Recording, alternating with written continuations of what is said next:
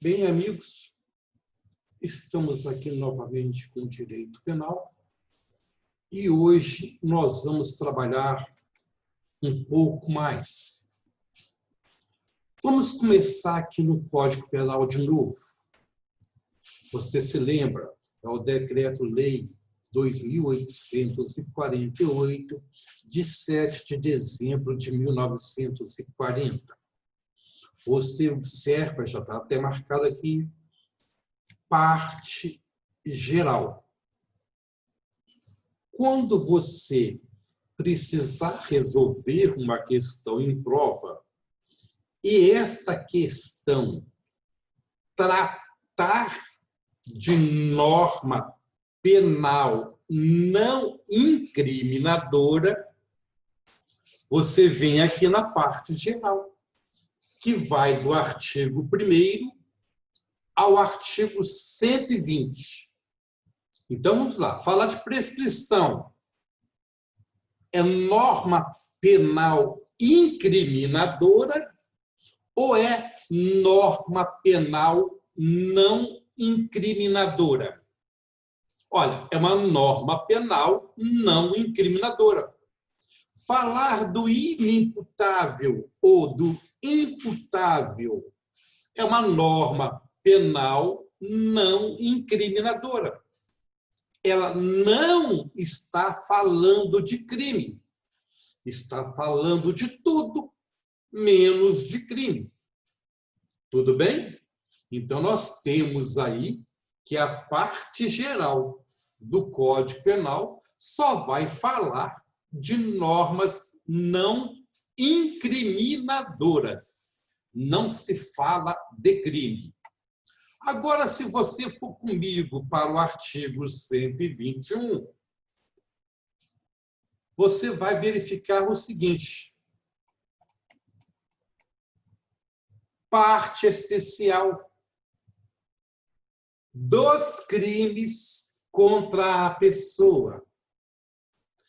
Entre os crimes contra a pessoa, nós temos dos crimes contra a vida. Olha, então, professor, vai ter dos crimes contra o patrimônio? Vai. Dos crimes contra a administração pública? Teremos. Dos crimes contra a administração da justiça? Teremos. Dos crimes contra a honra? Teremos. Olha, dos crimes contra a honra, nós estamos aqui, ó, nos crimes contra a pessoa, honra da pessoa, não é? Ah, professor, e o aborto?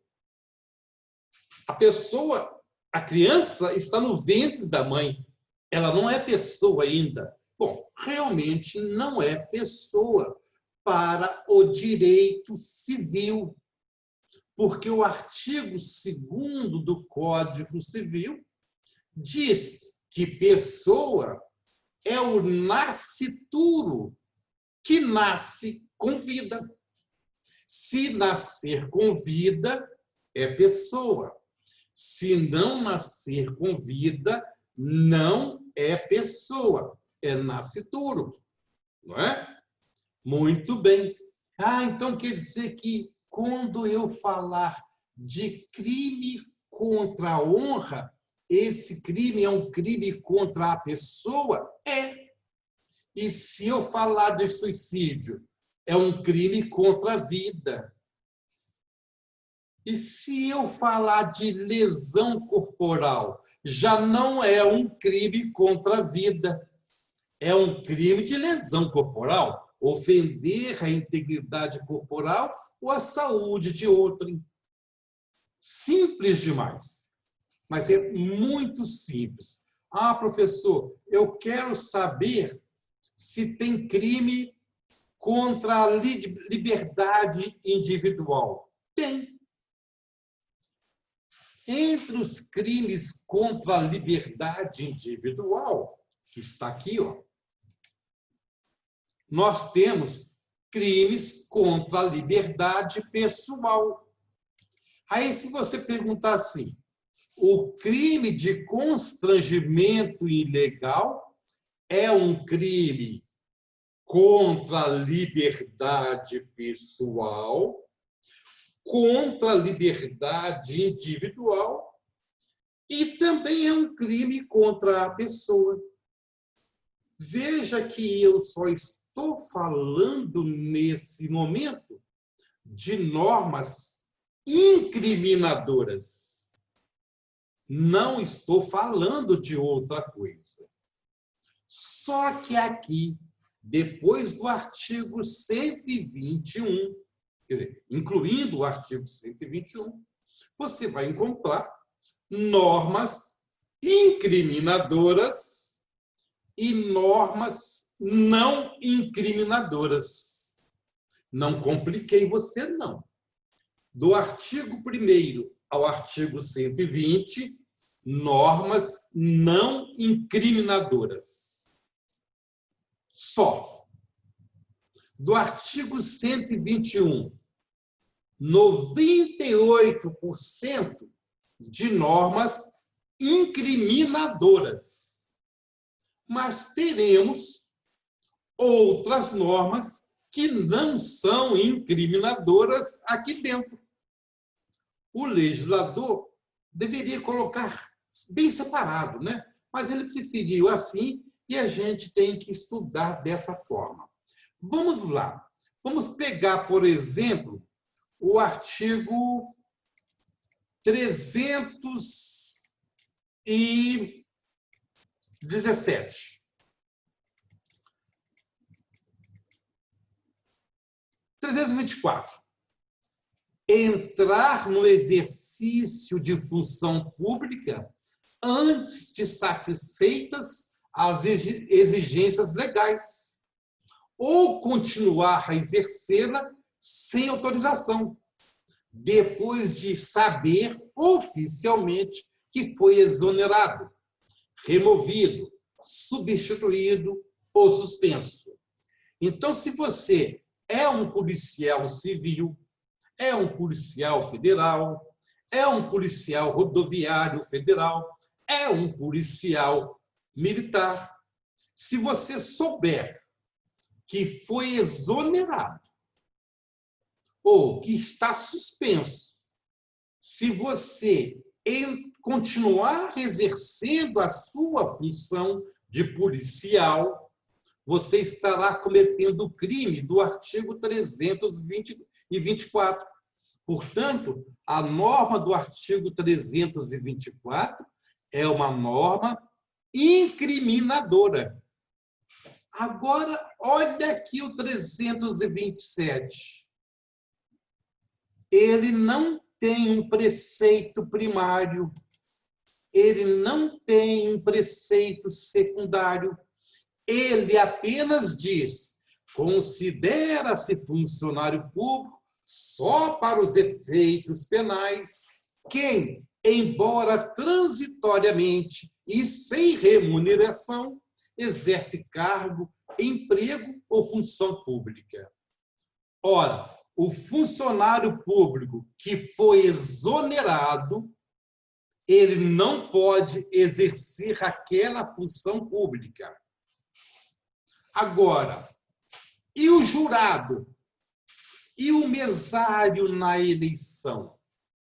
O mesário presidente da sessão eleitoral, naquele dia da eleição, ele que na vida diária é bancário, passa a ser funcionário público. Considera-se funcionário público para os efeitos penais. Quem, embora transitoriamente e sem remuneração, o que um mesário no dia da eleição ganha? Um guaraná, um cachorro-quente, né? Às vezes nem isso. Então, sem remuneração, sem comida, sem refrigerante, sem água, ele está ali prestando seu serviço à nação. Naquele dia, você que é mesário, é, para os efeitos penais, funcionário público. Então, o Código Penal trouxe no artigo 327 uma norma não incriminadora. Existem normas incriminadoras e existem normas não incriminadoras. As normas incriminadoras você vai encontrar do artigo 121 em diante. E as normas não incriminadoras você vai encontrar do artigo 1º ao artigo 120. E, em alguns casos, aleatoriamente, lá entre o artigo 121 e 361. Em prova, no seu nível de policial, eles não vão entrar nesses detalhezinhos. Não vão. Mas você que está se preparando deve conhecer. Por quê? Porque ele vai dizer: Pedrinho, no dia 24 de outubro de 1990, quando contava com 16 anos, matou Mariazinha. Para efeitos penais, ele cometeu crime? Olha, eu vou ter que ver se cometeu crime ou não. Né? Olha, ele cometeu um crime lá no artigo, está descrito no artigo 121. Matou alguém. Então, ele praticou, ele ofendeu uma norma penal incriminadora. Agora, Joãozinho, com 17 anos, é considerado imputável? Olha, essa pergunta não está, desculpa, nas normas incriminadoras. A pergunta foi: Joãozinho, ele pratica crime sendo inimputável? Não é? A resposta você vai encontrar onde? Aqui, entre o artigo 1º e 120. Feitas estas primeiras considerações, nós vamos voltar aqui aonde paramos. Parágrafo único do artigo 2º. Lei posterior que, de qualquer modo, favorece o agente, aplica-se aos fatos anteriores, ainda que decididos por sentença condenatória transitada em julgado. Gente, como nós vamos passear nesse momento só em cima desse dispositivo? Ele diz: lei. Você se lembra? Lei penal. Porque só lei penal pode definir crime, pode definir pena. E é lei ordinária. Então, lei ordinária posterior a quê? Ao fato. Nós não trabalhamos aqui com atos, nós trabalhamos com fatos. Então, a morte é um fato, o roubo é um fato, o tráfico de drogas é um fato, o terrorismo é um fato, o crime contra a segurança nacional é um fato. Então, ele diz, lei ordinária posterior, que de qualquer modo favorecer o agente. Esta palavra que vem em seguir aqui, agente, eu sei que você sabe o que significa. Mas, infelizmente, tem alguns meninos que não sabem. Nós temos o agente ativo do fato e temos o agente passivo do fato. Agente ativo e agente passivo. O agente ativo é o autor do fato, que pode ser, ou melhor, só pode ser uma pessoa. O agente ativo é o autor do fato. É aquele que deu causa ao fato. E o agente passivo é aquele que sofreu as consequências do fato incriminador praticado pelo agente ativo da infração penal. Então, você vai identificar quem é o agente ativo da infração penal. Não é? É o autor do crime, é o autor da contravenção penal. Esse é o agente ativo. E o agente passivo? O agente passivo é a vítima, é o ser que sofre as consequências do seu agir, da sua ação, da sua omissão, as consequências do fato provocado pelo agente ativo, o autor do fato. Não é difícil. Ah, professor, então nós podemos complicar as coisas, não podemos? Podemos. Quando você vai ali no artigo 142, deixa eu puxar aqui as anotações. Não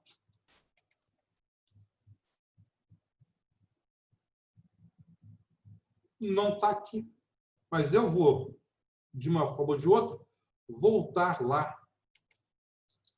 Artigo 142.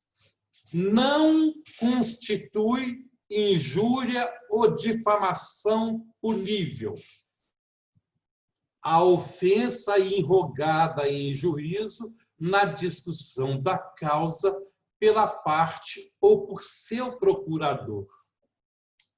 Olha, nós estamos aqui diante de normas incriminadoras, não é? Mas tem um dispositivo que exclui o crime quando o agente ativo o pratica em juízo na discussão da causa. Ah, professor, então nem toda ação, nem toda omissão gera crime? Não. Mas a ação e a omissão pode estar descrita lá no Código Penal e não ser crime? Pode. Matar alguém é uma norma o quê? Incriminadora. Quando o agente mata alguém, temos o autor e temos a vítima. Temos o sujeito ativo e o sujeito que sofreu a ação. Há crime. Mas a lei, lá no artigo 23, vai dizer que há crime se ele não praticou em legítima defesa. Se ele não praticou no estado de necessidade. Se ele não praticou no exercício regular de um direito. Injuriar alguém é crime se ele não injuriou alguém na discussão de uma causa em juízo, há crime. E se ele injuriou alguém na discussão de uma causa, não há crime. Então, nem todas as normas incriminadoras são possíveis de punir ou sustentam uma punição para o agente. A este fenômeno, a gente vai dar o nome de exclusão de ilicitude. Olha, então, professor, as normas incriminadoras, elas podem ser protegidas por uma norma de exclusão de responsabilidade? Pode. Eu posso matar alguém e não me sujeitar ao preceito secundário do crime previsto no artigo 121? Pode. Eu posso furtar e não me sujeitar ao tipo penal descrito no artigo 155? Pode. Ah, professor, eu consegui agora entender duas coisas. O que é agente ativo, o que é agente o que é agente ativo, o que é norma incriminadora, e sei separar norma incriminadora de norma não incriminadora. E sei que as normas incriminadoras eu vou encontrar a partir do artigo 121 e as normas não incriminadoras a partir do artigo 1º até o 121 e, eventualmente, dentro dos parâmetros fixados pelo artigo 121 e 361. Muito bem. Eu sou conhecido no direito penal como agente. Agente o quê? Ativo. Agente ativo da infração penal. Eu quero que você guarde bem isso. Cometeu a infração penal, você é agente ativo da infração penal. Ok?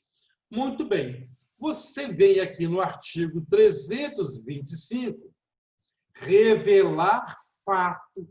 Mais uma vez, eu falei com você que o direito penal descreve fatos.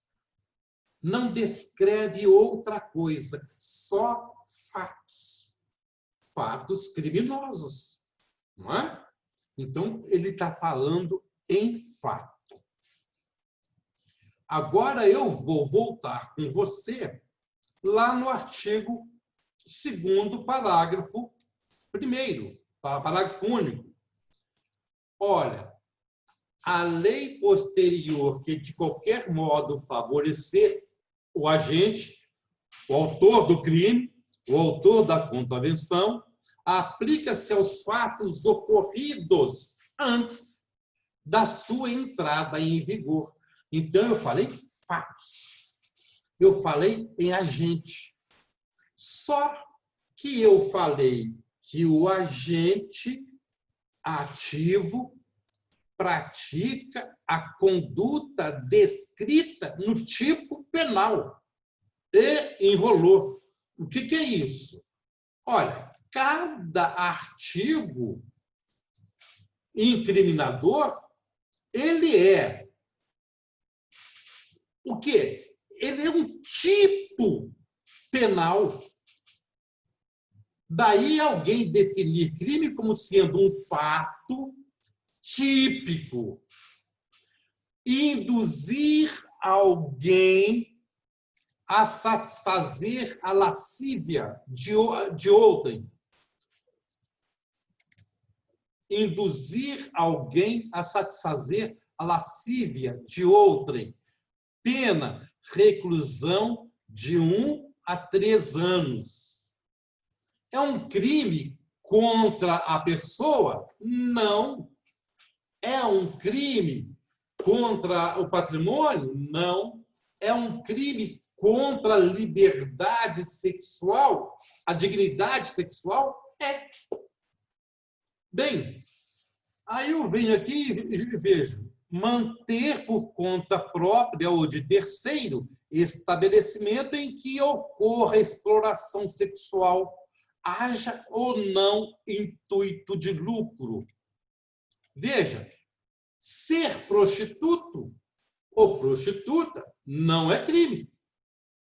Abrir uma casa de prostituição, não é? E manter essa casa aberta, servindo à população, é casa de prostituição, reclusão de 2 a 5 anos. Olha, então, quem é o agente ativo? É a pessoa que mantém aquela casa de prostituição. Professor, mas eu vou agora para o artigo 312 e o senhor vai ter que me explicar quem é a vítima desse crime. Então, eu pego aqui o artigo 312 e vejo: apropriar-se o funcionário público de dinheiro, valor ou qualquer outro bem móvel, público ou particular, de que tenha posse em razão do cargo. Olha, peculato é, em regra, a apropriação, pegar, feito por um funcionário público. Ele fala funcionário público. Aí você vai dizer assim: professor, então o crime de peculato ele só vai existir se existir um agente ativo? Claro, alguém tem que cometer esse crime. E o sujeito passivo? Vamos lá, agora conta para mim. O sujeito passivo é quem sofre as consequências do crime. Olha, professor, nesse caso aqui, se o agente apropria-se de dinheiro ou qualquer outro bem móvel, público ou particular, de que tenha posse em razão do cargo, olha, professor, ele disse assim, ó, o bem pode ser público ou pode ser particular. Imagine você, o funcionário, pegando o seu carro que foi apreendido, levando-o para casa. Esse funcionário apropriou-se de um bem particular, não é verdade? De que tinha posse em razão do cargo. Em razão do cargo. Ok? Eu queria, mais uma vez, repetir a expressão em razão do cargo. Em outros momentos, eu vou dizer em razão da função. Hoje, eu disse no artigo 327, nessa aula, o conceito de funcionário público. É óbvio que eu só falei, ó, considera-se funcionário público, aí eu parei, não continuei mais não. Dei o exemplo do jurado, dei o exemplo do mesário. Mas aqui não. Aqui eu vou ter que brigar um pouquinho mais para você entender um fenômeno. 2 pessoas, uma pessoa de direito público, que é o Estado, né? E outra pessoa, que é o particular, sofreram as consequências da ação praticada pelo agente. Então, tivemos 2 vítimas. Em regra, nesses crimes aqui, nós temos 2 vítimas mesmo. Uma, o Estado, outra, o particular. Quando é apenas o Estado a vítima, ele é a vítima. Ele é o sujeito passivo da ação ou da omissão praticada pelo agente. E se for particular? Olha, o particular será o sujeito passivo da ação praticada pelo agente. O agente é o quê? Ativo. Então, professor, nesse caso, eu tenho dois agentes? Tem um agente passivo público e um agente passivo particular. Ou então, o examinador gosta de brincar com o examinando, né? E diz o seguinte: quem é o sujeito passivo primário do crime de peculato? Quem é o sujeito passivo do crime de peculato? Quem pode ser sujeito ativo do crime de peculato? Aí eu vou dizer, o sujeito primário do crime de peculato, o sujeito passivo primário do crime de peculato é o Estado. Mas se for atingido também um bem de um particular, aí nós vamos ter um sujeito passivo secundário. Ah, sim. Então, nós temos um sujeito passivo público, um sujeito passivo particular. Eu posso chamar o sujeito passivo particular, nesses casos, de sujeito passivo secundário? Sim. E o público, o Estado, é um sujeito passivo primário. Professor, vou te fazer uma pergunta e você não vai conseguir me responder. Eu faça, meu filho. Aí o menino levanta o dedinho lá e diz: professor, no crime de tráfico de drogas.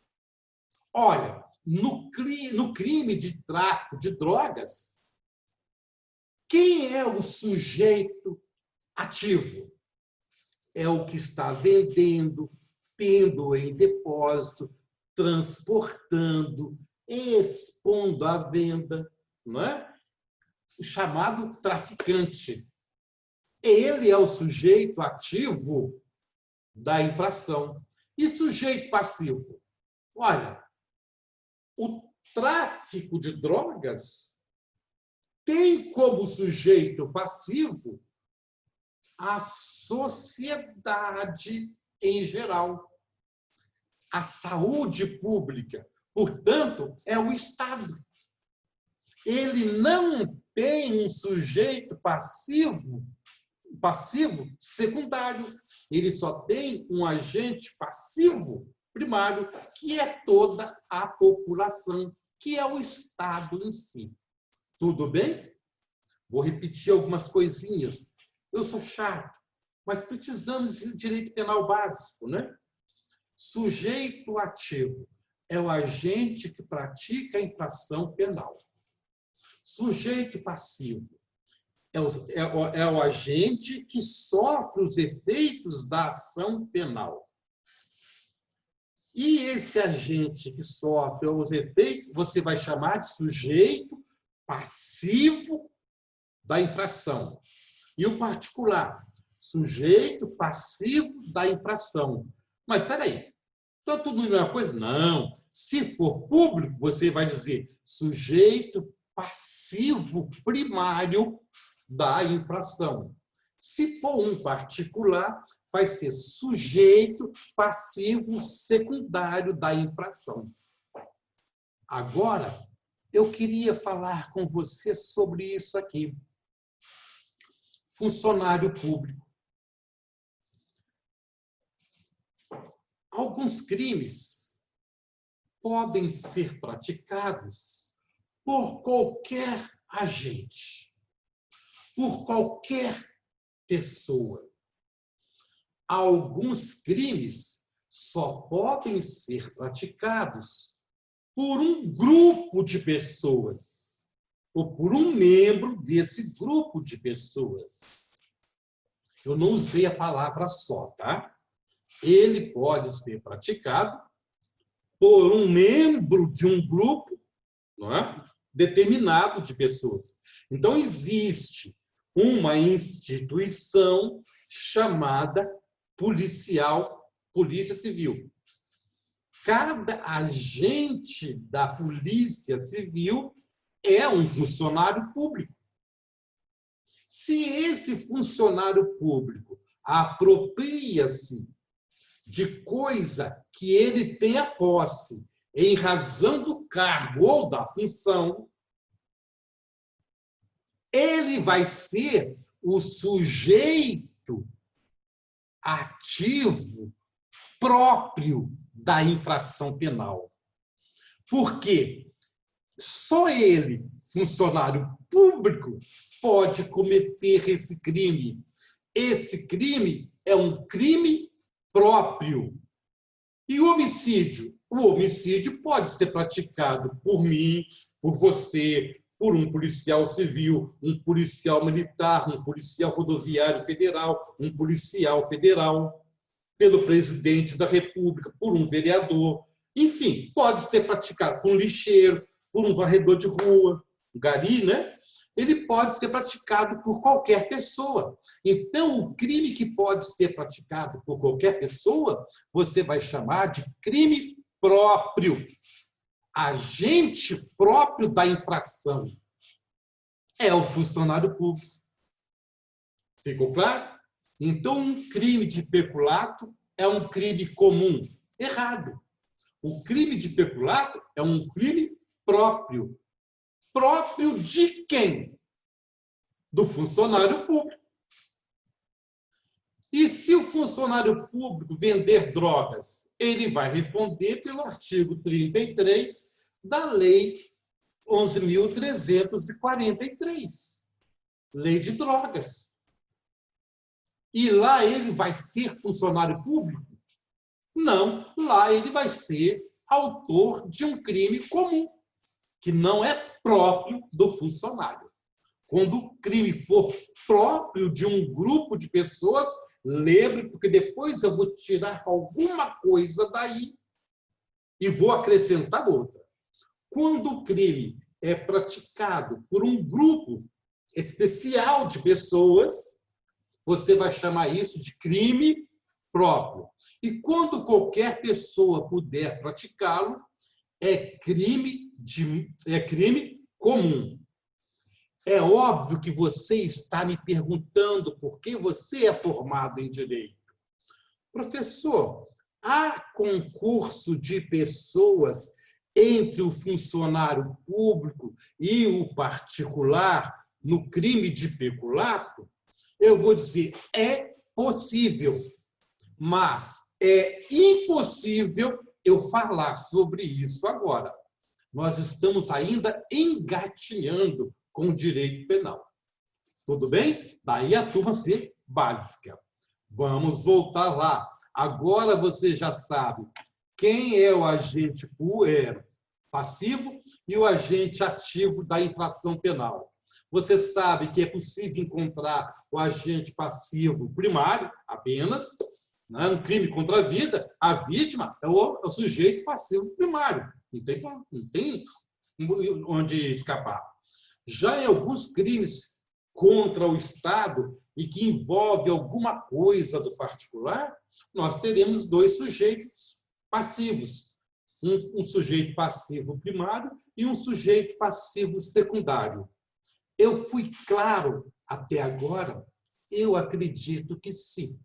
Mas não é só isso que eu quero falar. Quando eu falo em agente, eu falo em pessoa.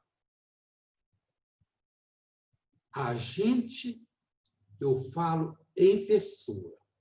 Pessoa é o ser nascido de uma mulher. Isto é pessoa. É o ser nascido de uma mulher. E a partir do momento em que ele nasce, ele adquire deveres e direitos na ordem civil. E ele adquire também direitos e deveres na ordem penal. Nasceu com vida, pode ser agente de uma infração penal. Agente ativo. Ele pode ser. Nasceu com vida. Gente do céu! E ele pode ser sujeito passivo também. Se o médico disser, esse aqui vai ser outro botafoguense, antes que ele sofra, matemos. Não, doutor, o senhor, se matar essa pessoa aí, não é pessoa, é criança. Não, doutor, é pessoa. Não tem esse negócio de criança por enquanto, não. É pessoa. Ele nasceu com vida, ele respirou, doutor. O senhor está enforcando só porque vai ser mais um botafoguense. É, meu filho, estou enforcando por isso. Não merece sofrer. Vir ao mundo para sofrer? Não dá. Muito bem, doutor. Se o senhor praticar, apertar o pescoço dele e matar, o senhor estará praticando um crime de homicídio. Porque ele nasceu, ele é pessoa. O artigo 121, ele tem um título lá, ó, dos crimes contra a pessoa, matar alguém. Então, nasceu com vida, não discuta. É pessoa. E se perguntar, qualquer pessoa natural pode ser sujeito ativo de um crime? Pode. Professor, e se o cidadão maluco, na prova, disser Joãozinho, com 1 ano de idade, deitado ao lado da sua irmãzinha, pegou um garfo que a mãe havia esquecido em cima da cama e enfiou o garfo no pescoço da irmãzinha. Esse neném, esse bebê, praticou um crime? Praticou um crime de homicídio. Ele matou alguém. Ele praticou um crime. Praticou ou não praticou o fato descrito no artigo 121 do Código Penal? Praticou. E se ele, com 4 anos, já espertinho, você vai abraçá-lo no berço, ele te abraça, passa a mão por trás do seu bolso e tira a carteira, esconde debaixo do travesseiro. Quando você chega na rua e diz, uma pessoa subtraiu para si ou para outra coisa alheia móvel, a minha carteira. Essa pessoa é o agente ativo de uma infração penal chamada furto. E a única pessoa com quem eu tive contato foi o bebê que eu abracei no braço. Você volta lá e diz, minha carteira, não está comigo. Aí você vai, puxa debaixo do travesseiro a sua carteira. Diz, isso aí. Ele diz, eu subtraí para mim e para a mamãe a sua carteira, que é uma coisa alheia móvel. Eu sou sujeito ativo da infração penal descrita no artigo 155. O meu ato é um tipo penal. É um fato típico e antijurídico, porque é contra a lei. Ah, professor, já estou começando a entender as coisas. Crime é um fato típico, antijurídico, exatamente. E eu sou pessoa, com 4 anos, eu pratiquei furto? Pratiquei. E aquele lá de um aninho, que enfiou o garfo na pessoa, na irmãzinha, e matando-a, cometeu crime de homicídio? Cometeu crime de homicídio. Ele é o sujeito ativo do crime de homicídio? É. Daqui a pouco, aliás, nesse exato momento, você que já viu isso na sua vida, deve estar, assim, me odiando e dizendo para o seu pai que está do seu lado, para o seu irmão que está do seu lado, esse namorado chato que não casa contigo de jeito nenhum, tem 5 anos, vai casar por dentro de casa. Tá aí, pô, eu aprendi que menor não comete crime. Eu aprendi que criança não comete crime. Eu aprendi que adolescente não comete crime. Eu cheguei a aprender que maluco não comete crime. Eu não estou falando de maluco, não é? Eu estou falando de criança, não estou falando de adolescente, eu estou falando de quê? Agente. Agente primário, agente ativo da infração penal, para que você nunca perca isso de vista. Você não pode errar em nada em prova. A agente é a pessoa que pratica o fato descrito no tipo legal de crime. Esse é o agente primário. Este é o autor do crime. Este é o autor da infração penal. Muito bem. É que vem a notificação aqui do antivírus, isso enche a paciência. Muito bem. A lei posterior, ou seja, a lei ordinária posterior, que de qualquer modo favorecer a pessoa autora do crime, o agente ativo da infração penal, o autor do fato descrito na lei penal como crime, se a lei posterior ao fato por ele praticado, de qualquer modo, favorecê-lo, esta lei vai retroagir. E eu disse que o princípio maior é que a lei penal não retroage. Ela é irretroativa. E se a lei penal, de qualquer modo, favorecer ao agente ativo da infração penal, ela retroage? Sim, ela retroage. Então, ela é retroativa. Professor, e se vier uma lei nova e a lei velha for mais favorável? Olha, a lei velha vai ser aplicada ao fato ocorrido durante a sua vigência. Mas a lei velha já foi revogada. Não, ela ressuscita. Ela é regida pelo princípio da ultratividade. Tudo bem? Eu sei que você está chateado, chateada, apreensiva com esse negócio de criança, de adolescente. Calma que nós vamos chegar lá. Bem, aplica-se aos fatos anteriores, ainda que decididos por sentença condenatória transitada em julgado. Sentença penal, né? Condenatória transitada em julgado. Três tipos aqui, três situações. Primeiro, o que é sentença? Olha, sentença é o ato judicial que põe fim a um processo.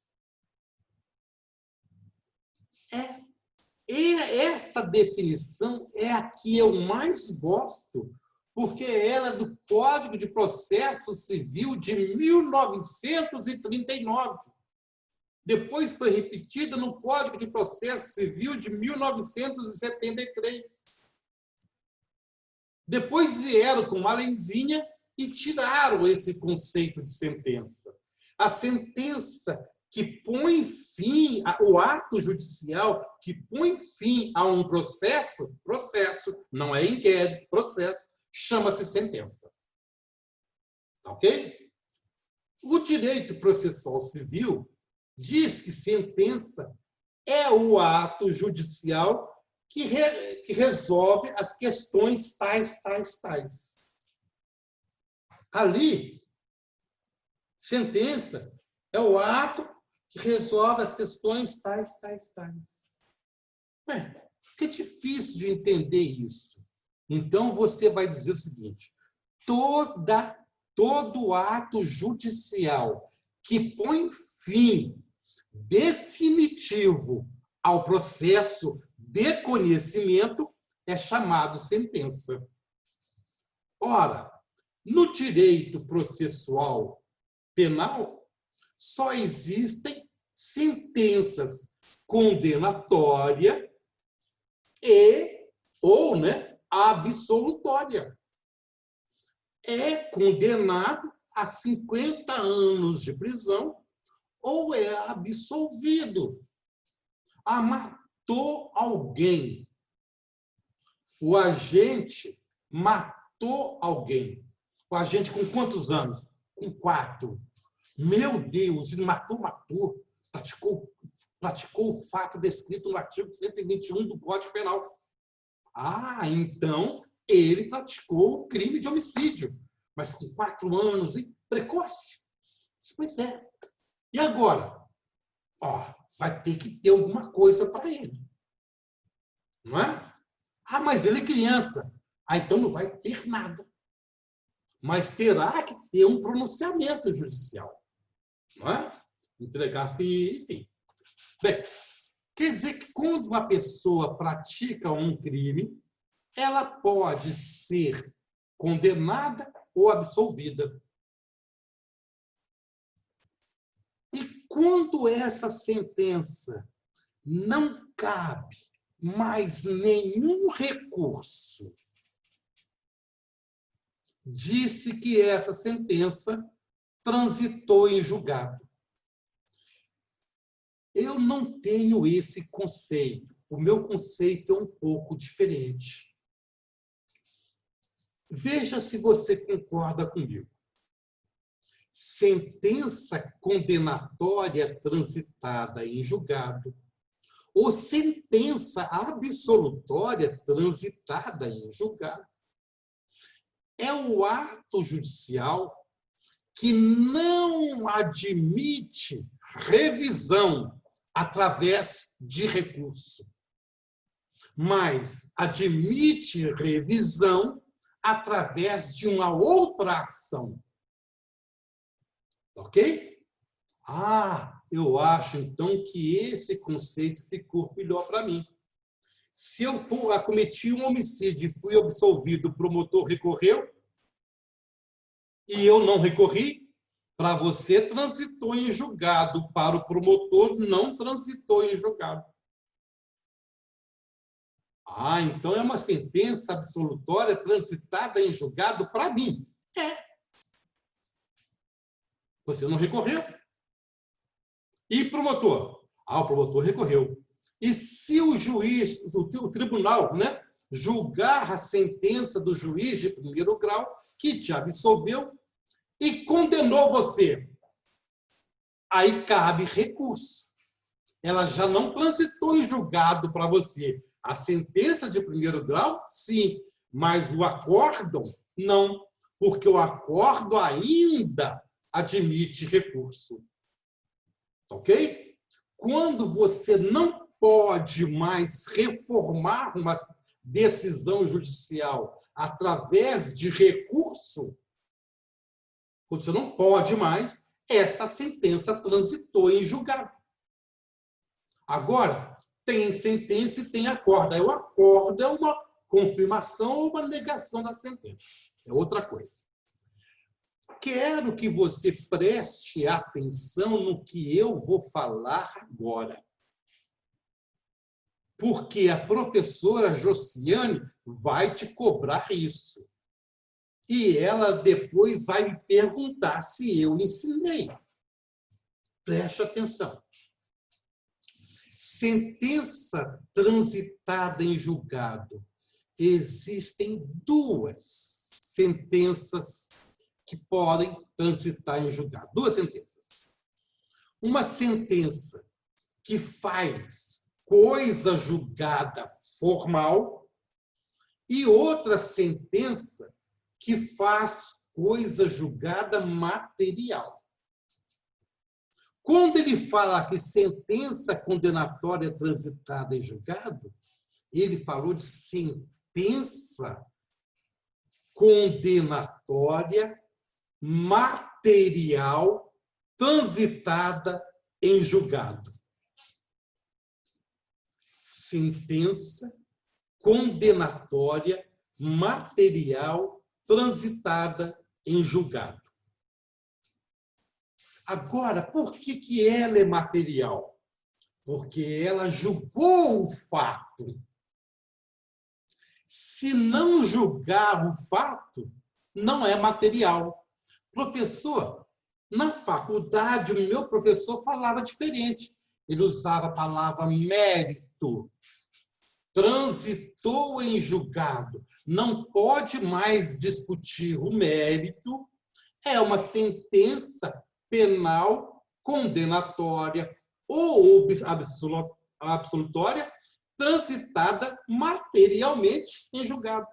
É uma sentença condenatória material, quando julga o fato. E quando não julga o fato e põe fim ao processo, será chamada de sentença definitiva formal. Ai, professor, não entendi. Se julgar o fato, é sentença material. Faz coisa julgada material. Se não julgar o fato, faz coisa julgada formal. Dá um exemplo para eu ficar mais ou menos por dentro disso. Menino, menina, prestem bem atenção. Se você for vítima de um crime de ação penal privada, qual é o prazo que você tem para propor a ação penal mediante a oferta de queixa? Em regra, 6 meses. Ah, sim, professor, em regra, 6 meses.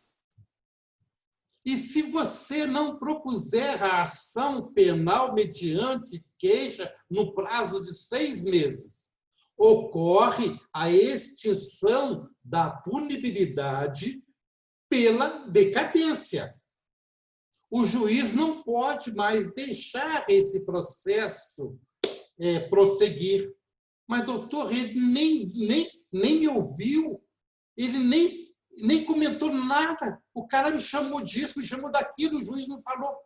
O juiz não entrou no mérito, porque faltou uma condição, né, para você propor ação, que era aquela condição de tempestividade, dentro do prazo. Então, ele acabou com o processo? Acabou. Mas ele não julgou o meu caso. Essa sentença cabe recurso? Cabe. Mas é sentença? É. E por que é sentença? Porque ela pôs fim ao processo. Ela foi condenatória? Não. Ela foi absolutória? Não. Ela foi declaratória? Foi. Eu posso recorrer? Pode. E quando não couber mais recurso, aí você vai dizer para o seu primo, para o seu tio, para o seu namorado, sua irmã, a minha sentença fez coisa julgada formal, porque o juiz não resolveu o mérito. Se ele tivesse resolvido o mérito, seria uma sentença transitada em julgado material. E se fosse absolutória, seria uma sentença absolutória material transitada em julgado. Apreciou o fato, é material. Não apreciou o fato e colocou fim ao processo, é sentença condenatória, essa sentença declaratória extintiva, né? Ele extingue o processo sem julgar o mérito. Bom, isso aqui, então, é matéria de processo penal. Então, quando a professora Josiane falar de sentença, ela vai falar sobre isso. Ela vai dizer que tem sentença no direito penal, né? Sentença condenatória imprópria, sentença condenatória própria. É uma bagunça. Muito bem. A lei posterior de qualquer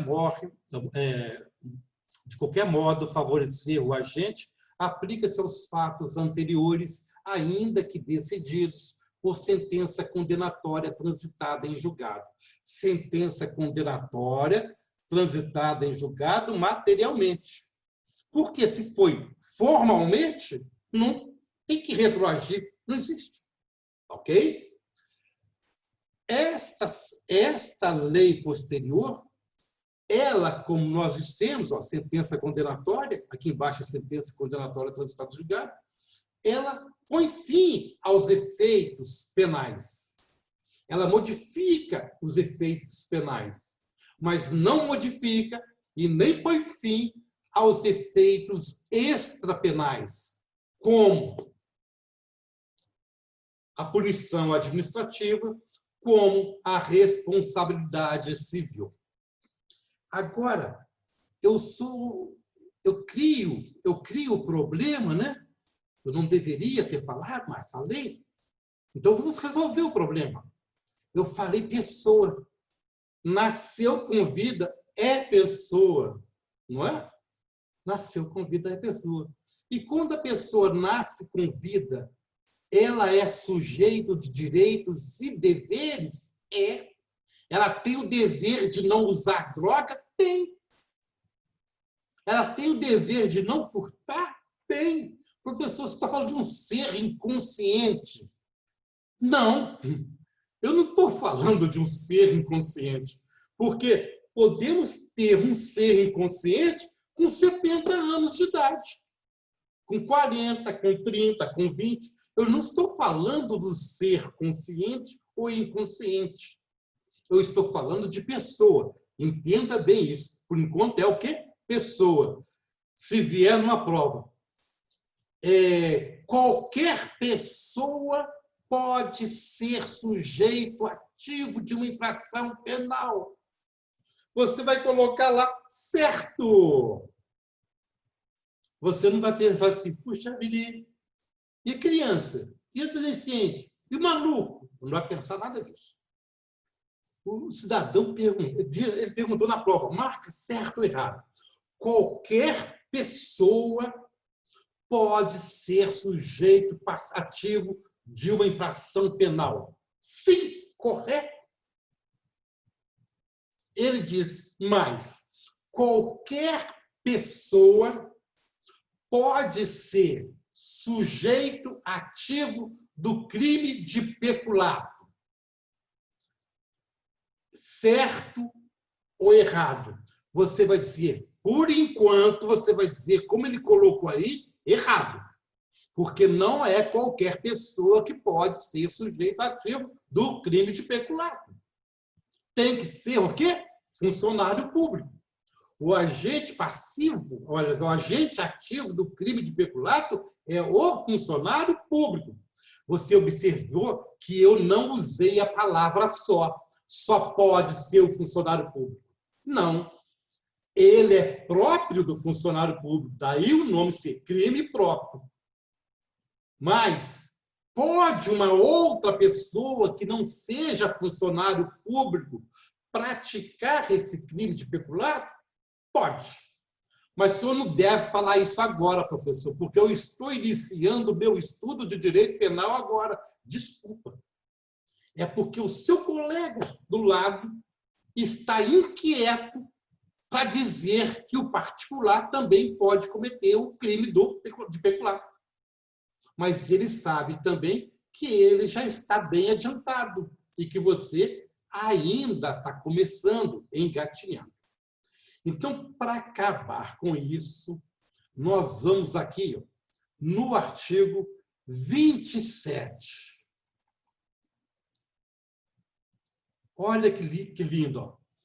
Os menores de 18 anos são pessoas, mas são penalmente inimputáveis, ficando sujeitos às normas estabelecidas na legislação especial. Gente, os menores de 18 anos não são puníveis, eles não são imputáveis, eles são inimputáveis.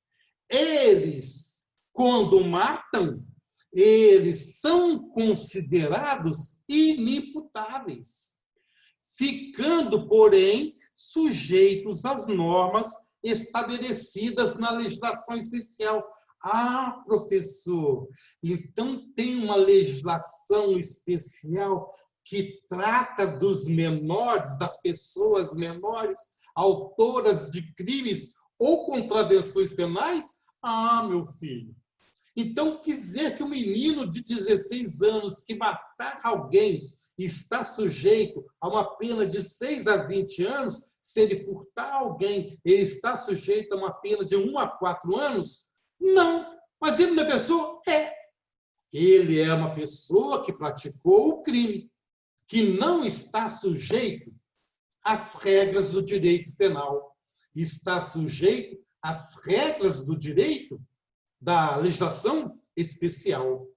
Portanto, o menor para o direito penal para o direito civil, para o direito em geral, o menor é pessoa? É. Pode ser agente de uma infração penal? Pode. E depois eu vou fazer uma perguntinha e você vai... as coisas vão ficar bem mais claras para você. Professor, que legislação especial é essa danada? Eu vou procurar aqui. Estatuto. Ah, só apareceu o meu por enquanto. Estatuto do idoso, não, é da criança. Da criança.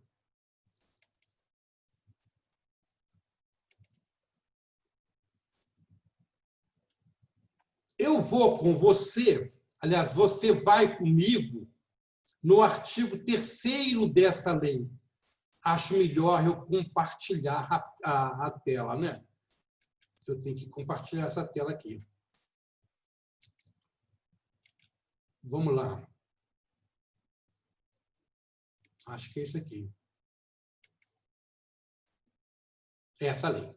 Olha o artigo aqui. Criança. A criança e o adolescente gozam de todos os direitos fundamentais inerentes à pessoa humana. Portanto, criança é pessoa. Adolescente é pessoa. A criança e o adolescente gozam de proteção integral? Goza. E quem é criança? É a pessoa que tem entre 12 e 18 anos. Desculpa. Vamos repetir. Criança é a pessoa que tem entre 0 e 12 anos. E adolescente? Adolescente é a pessoa que tem entre 12 e 18 anos. Professor, 12 anos e 3 meses? Aí é adolescente? Professor, 11 anos? Professor, 17 anos, 11 meses, 29 dias, é adolescente? É. Mas o senhor acabou de dizer que é a criança entre 12 e 18, é a pessoa entre 12 e 18 anos, o adolescente. Eu disse isso. Mas olha aqui, ó. Artigo 2º. Considera-se criança, para os efeitos desta lei, aquela lei que o Código Penal mandou a gente ver, a pessoa. Então, criança é pessoa, adolescente é pessoa, flamenguista, embora eu não queira, é pessoa, botafoguense é pessoa, vascaíno é pessoa. Gente, nasceu com vida e nasceu de uma mulher, é pessoa. E se essa pessoa tiver até 12 anos de idade incompletos, ela não completou 12 anos. 12 anos incompletos. Como vai ser 18 anos incompletos? O que significa isso, professor, incompletos para o direito penal? Joãozinho tem 11 anos hoje. 11 anos e 11 meses e 29 dias. Amanhã, dia 24, dia de São João, ele vai fazer 12 anos. O amanhã começa a 0 hora. Portanto, a partir de 0 hora de amanhã, do dia 24, ele vai ter 12 anos. Eu vou melhorar. Por quê? Até as 23 horas, 59 segundos, 59 décimos de segundo, ele ainda vai ser criança. Mas quando der 0 hora, ele não é mais criança, ele é adolescente. E vai ser chamado de adolescente até o dia em que ele completar 18 anos. Então, nós estamos em 2020, ele vai completar 18 anos em 2026. Aí, no dia 23 de junho de 2023, às 11 horas, ele vai dizer: pai, eu vou roubar um banco hoje. Vou entrar 11 horas e 59 minutos. Arrombar, levar grana. O pai: tá bom, meu filho, você vai ser considerado adolescente e uma pessoa inimputável para efeitos penais. Se for até 23 horas e 23 horas, 59 minutos, 59 segundos, né? Se você fizer isso até nesse horário, você vai ser considerado pessoa, você vai estar sujeito a direitos e obrigações, mas você vai ser considerado para o direito penal uma pessoa inimputável. Mas, professor, ele é inimputável e comete crime? Comete. Ele é criança e comete crime? Comete. Por quê? O crime pode ser praticado por qualquer pessoa. Agora, as consequências para a criança que comete um crime e para o adolescente que comete um crime são diferentes. Tudo bem? Eu vou agora no artigo 103 com você. Me desculpe aí essa gagueira, né? A gente gagueja mesmo. AVC não é fácil, não. E outra, tem que respeitar a minha idade. São 84 anos, né? Olha aqui. Eu estou no artigo 103. 101, 102, 103. 103 do Código Civil. Cadê, gente? Eu não acho isso. 103. Ó. Considera-se ato infracional a conduta, ou seja, a ação ou a omissão descrita como crime ou contravenção penal. Considera-se o quê? Deixa eu ver se eu consigo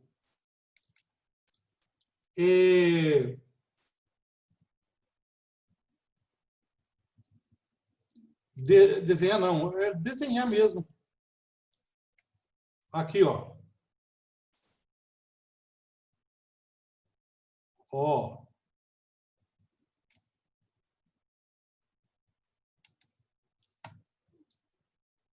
Ó. Tá aqui, ó. Considera-se ato infracional a conduta descrita como crime ou contravenção penal. Então, se Joãozinho, com 4 anos de idade, é criança, se ele matar alguém, ele vai estar praticando uma ação, vai estar praticando um fato descrito na lei penal como crime ou contravenção penal. De maneira, se eu falar com alguém assim, Joãozinho, com 12 anos, cometeu um crime de homicídio. A pessoa diz, nossa, ele não comete crime, não. Com 17 anos e 11 meses, também não, ele não comete crime. A gente, com 12, 17 anos, 11 meses, 59 minutos, 59 segundos, ele não comete crime? Não, doutor. Não, professor. Ele é adolescente. Se perguntar você em prova, Joãozinho com 17 anos, 11 meses e 29, 11 meses, 29 dias e 12 horas, ao meio-dia, ele matou alguém. Nessa hipótese, ele praticou o fato descrito na lei penal como crime. Descrito na lei penal, no artigo 121, como crime. Ele praticou ou não praticou esse fato descrito na lei penal como crime? Ele praticou. Você vai colocar na resposta certo. Você não tem que brincar com o seu futuro. Ah, mas professor, já fiz tantos cursinhos, tantos cursos, fiz faculdade de Direito, fiz pós-graduação, mas, meu filho, você veio aqui para aprender, não foi para brincar. Você está atrás de quê aqui? De um contra-cheque, malandro. E se o cara colocar é certo ou verdadeiro, só isso. Joãozinho, com 11 anos, deu uma facada em Pedrinho, matando-o. Dessa forma, Joãozinho praticou o fato, o crime descrito na lei penal, no artigo 121 do Código Penal. Certo, ele praticou aquele crime. Aquele fato descrito na lei penal como crime. Agora, se você chegar perto de um garoto de 17 anos, 11 meses, 29 dias, 23 horas de vida, e ele cortou a cabeça de alguém, se você disser que ele cometeu um crime, os juristas, os conselhos tutelares, o Ministério Público, os juízes, os tribunais, o Brasil inteiro vai dizer, nossa, como você é terrorista, como você é maldoso com um adolescente que tem direito à proteção integral. Quem disse que ele cometeu um crime? Você pode traumatizar esse garotão a vida inteira. Tá bom, meu filho, desculpa. Você não cometeu o fato descrito no artigo 121. Você cometeu um ato infracional. Aí ele vira para mim, mas ato infracional não é ato? Porque não é uma infração? É. E se essa infração está descrita na lei penal como crime, eu pratiquei, foi um crime. Eu sei, mas eu não posso falar porque os psicólogos não querem. Por favor, desculpa. Você praticou um ato infracional. Tá bom. Então, professor, como é que eu defino agora ato infracional? O ato infracional é o crime ou a contravenção penal praticada por uma pessoa menor de 18 anos, considerada para a lei inimputável. Ah, professor, graças a Deus. Foi fácil. Agora, ele coloca aqui, no artigo 112, uma situação chata. Tem que desmarcar aqui, né?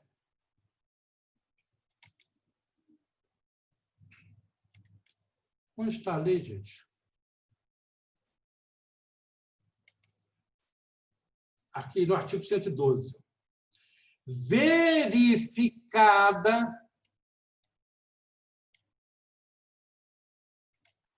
a prática de ato infracional, ou seja, de um crime ou de uma contravenção penal, a autoridade competente poderá aplicar ao adolescente as seguintes medidas. Então, o adolescente não está sujeito à pena. É óbvio que está. Mas eu não posso falar isso agora, até porque eu não estou dando aula, né, do estatuto, ok? Só comigo, só para esse momento, só para ser policial civil, só para ganhar contra-cheque. O menor não está sujeito a penas, ele está sujeito a medidas socioeducativas, que são advertência, obrigação de reparar o dano. Gente, olha aqui, ó, o menor tem a obrigação de reparar o dano. O menor é pessoa, se ele praticar um crime, eu posso dizer que ele cometeu um crime? Não, só porque ele é menor, vocês chamam isso de ato infracional. E ele praticando um ato infracional, ele é obrigado a reparar o dano? Você se lembra lá que nós dissemos que a retroatividade de lei que não considera um fato como criminoso, né, faz desaparecer o fato, os efeitos penais, mas permanecem os efeitos civis. Aqui nós temos o menor. Aí, professor, esse negócio de criança, de pessoa, está fazendo uma confusão na minha cabeça. Aí eu vou lá no Código Civil contigo. Ó. Vamos passear lá no Código Civil. Está aqui, ó. Código Civil. Eu tenho que pagar isso aqui depois. Eu tenho que aprender, estou aprendendo, gente.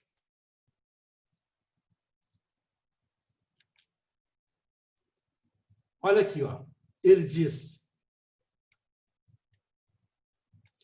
toda pessoa... Não, eu tenho que mexer com isso, não é possível.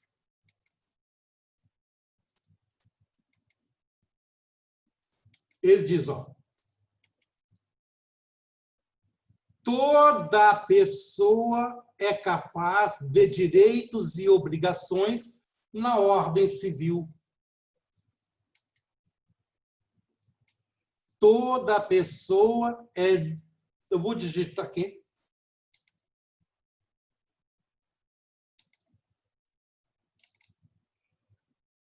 Toda pessoa é capaz de direitos e deveres na ordem civil. Se ele é um jovem, pratica um crime, depois uma lei diz que aquele crime não é mais crime, ele pode ser obrigado a indenizar? Pode. Olha, aqui tem borracha, viu?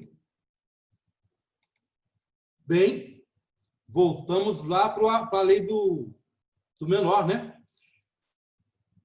Ele fica sujeito à liberdade assistida, ele fica sujeito a uma internação em estabelecimento educacional.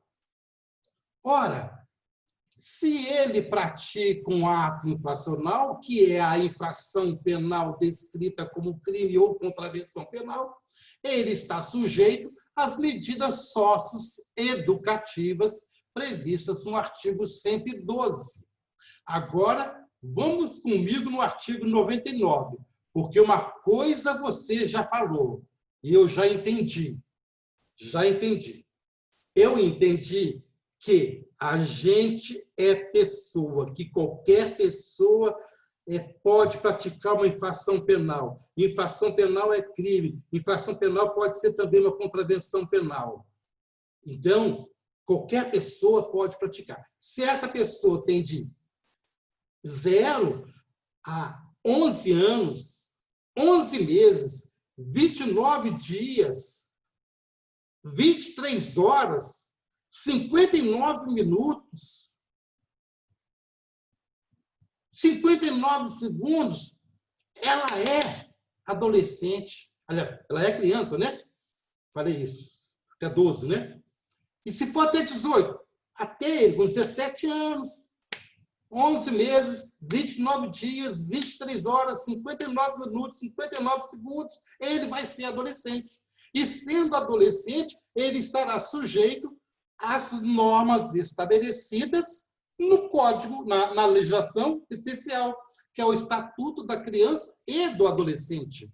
Para o direito penal, ele é inimputável. Então, professor, significa que, se por um acaso um maluco desse, numa prova, falar comigo que a pessoa que pratica o fato descrito como homicídio lá no artigo 121 do Código Penal, tendo esta pessoa 17 anos, ela não fica sujeita às normas do direito penal, mas fica sujeita às medidas socioeducativas previstas na lei especial. Não é isso, professor? Coloca certo. Viu que eu não falei ato infracional? Agora, se vier na prova e dizer Joãozinho não comete crime, vírgula, comete ato infracional. Fica difícil responder, não fica? Eu colocaria errado. Mas como eu não vou fazer concurso, não é? É contigo. Mas que eu separei as coisas. Vamos lá no artigo 99. As medidas previstas neste Código poderão ser aplicadas isolada ou cumulativamente, bem como substituídas a qualquer tempo. Então, ele diz, estas medidas podem ser aplicadas e substituídas a qualquer tempo. Agora, da medida de proteção. As medidas de proteção à criança e ao adolescente são aplicáveis sempre que os direitos reconhecidos nessa lei forem ameaçados ou violados. Então, agora eu vou fechar uma questão com você, que vai, em tese, destruir tudo que eu falei. O examinador vai perguntar assim, marque a resposta certa. Letra A. A criança que cometer crime, embora isto seja um ato infracional, segundo a Lei 8.069/90, não está sujeita, a pessoa não está sujeita às medidas socioeducativas. Essa está certa. Ela não está sujeita às medidas socioeducativas. Por quê? Você viu aqui no artigo 112 que, verificada a prática de ato infracional, a autoridade competente poderá aplicar ao adolescente as seguintes medidas. Medidas o quê? Socioeducativas. Agora ele diz, a criança que matar alguém não pratica crime, olha, embora pratique um crime, não está sujeita a medidas socioeducativas, mas a medidas de proteção verdadeira. Portanto, professor, repete para mim, é porque eu não sou da área. Tá bom. Pessoa menor de 18 anos pode cometer crime? Pode. O crime por ela praticado, segundo a lei que a protege, é chamado de quê? Ato infracional. Então, o ato infracional, que é o crime praticado por um menor de 18 anos, ou a contravenção praticada por um menor de 18 anos, ele é chamado de ato infracional. Esse ato infracional tem um preceito primário? Tem. Para o adolescente, a pena, vamos falar a pena, a consequência são medidas socioeducativas, que vai da advertência até a internação. Internar, depois a gente vai falar sobre isso. Tudo bem? Mas a pessoa o menor de 18 anos, ele é penalmente inimputável para o direito penal. Ele fica sujeito às leis, as normas previstas em legislação especial. Gente do céu, como a gente divagou até agora, né? Eu não saio do artigo 2º? Que coisa, gente. Saio. Eu vou sair.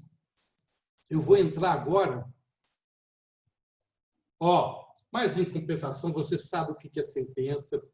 Sentença é o ato judicial pelo qual o juiz põe fim ao processo, decidindo ou não o mérito. Se ele manda arquivar a queixa-crime por causa da decadência, ele pôs fim ao processo, proferiu uma sentença, Essa sentença faz coisa julgada? Faz. Tem um prazo para recorrer. Se ninguém recorrer, ela faz coisa julgada? Faz.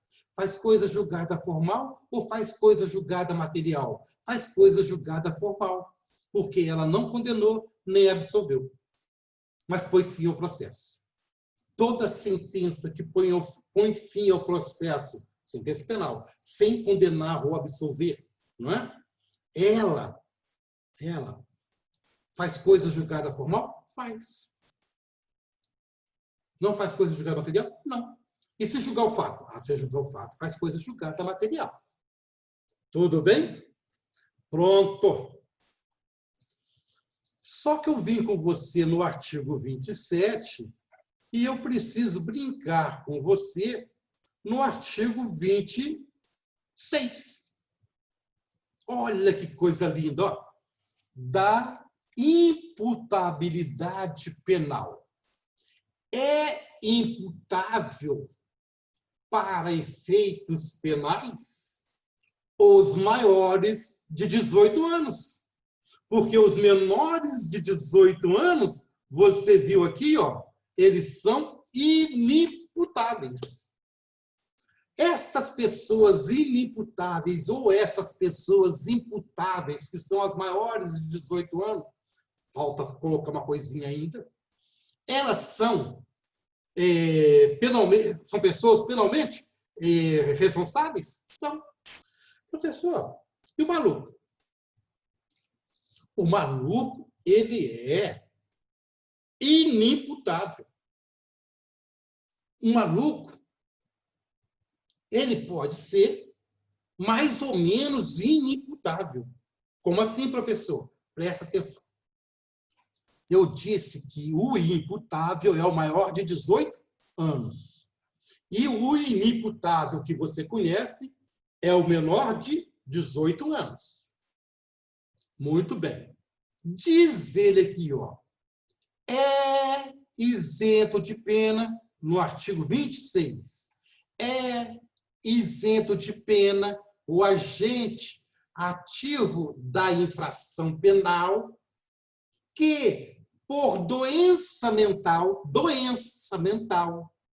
ou desenvolvimento mental incompleto ou retardado, era, ao tempo da ação ou da omissão, inteiramente incapaz de entender o caráter ilícito do fato ou de determinar-se de acordo com esse entendimento. Senhores, eu já expliquei o que é fato, já expliquei o que é agente ativo, o que é agente passivo. Já disse que os menores de 18 anos são inimputáveis. Então, os menores de 18 anos são louquinhos? Não. Eles são inimputáveis em razão da idade. O legislador presume que eles não têm consciência do ato que eles estão praticando. É uma presunção. E, para a lei, é uma presunção absoluta, não discute. Aí ele tinha 17 anos, 11 meses, daqui uma hora ele fazia 18 anos, matou o pai dele. Ele já tinha consciência. Então, não tinha consciência não. Ele é inimputável. Ele está sujeito lá às medidas socioeducativas previstas no artigo 112 do Estatuto da Criança e do Adolescente, porque ele praticou um ato infracional. Mas, professor, ele cortou a cabeça do pai dele, bebeu sangue. Minha filha, ele não praticou crime, ele praticou um ato infracional. Mas você falou para mim que menor não pratica crime. Menor pratica crime. Só que agora você tem que chamá-lo de cidadão inimputável, menor, autor de uma infração penal, aliás, de um ato infracional. É assim. E o maluco que comete crime, a expressão que eu quero que você chame a sua atenção é essa aqui, ó, doença mental. É óbvio que isso aqui é uma norma em branco. Qual doença mental torna o cidadão inimputável? Gente, presta atenção. Se a doença mental tornasse o cidadão inimputável, tem torcedores de um time aí, grande, muito grande, o melhor do Brasil, que seriam considerados o quê? Inimputáveis. Né? O cara é louco. Doença mental tem que ser definido. Qual tipo de doença? Esquizofrenia é uma doença mental? É! Aí tem transtorno. Transtorno é outra coisa. Não é? Então, haverá uma norma, o Código Internacional de Saúde, né? Ele vai dizer o que é doença mental. O perito psiquiatra, né, é que vai fornecer um laudo para o juiz dizendo que esse cidadão é inimputável, é doente mental, que está isento de pena. Gente do céu, se eu, flamenguista, matar alguém, estou isento de pena? Não, flamenguista, você é consciente, né? Muito bem. Senhores, olha um outro detalhe. Ele diz redução de pena. Redução de pena de quem? De um imputável. Por quê? O inimputável está isento de pena. Agora, quando ele diz a pena pode ser reduzida de 1 a 2/3, aí ele é um cidadão imputável. Só que, neste caso aqui, o indivíduo vai ter que trazer uma cola na prova. Ele tem que descrever esse trecho aqui, ó, do parágrafo único. Ele tem que colocar em virtude de perturbação de saúde mental. Tem que vir escrito na prova.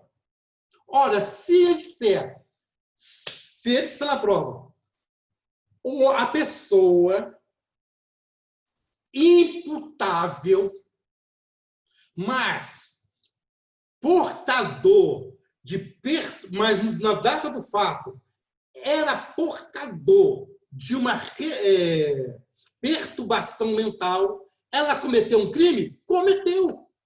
Tem pena? Tem. Só que a sua pena vai ser o quê? Reduzida de 1 a 2/3. Então, nós temos aqui o doente mental, o totalmente louco, que está isento de pena. Tá ok? Fala assim, todo botafoguense está isento de pena. Porque é doença mental torcer para um time desse, gente. É.